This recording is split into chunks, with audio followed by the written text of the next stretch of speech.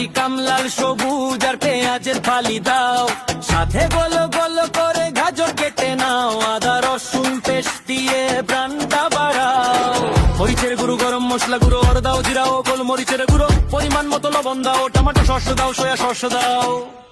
ভালো করে মেখে নাও, মেখে 10 মিনিট রেখে দাও, আবার কাঠির ঢাকায় গেঁথে নাও একে একে সব। মাংস আর সবজির মধ্যে স্বাদের কলরব, গরম প্যানে অল্প তেলে উল্টে পাল্টে ভাজো, পোড়া পোড়া দাগ পড়লে পরিবেশনে এসো।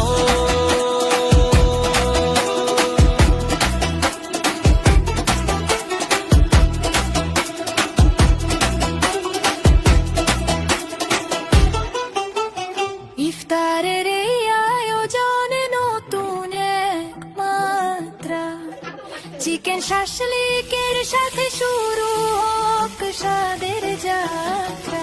গরম গরম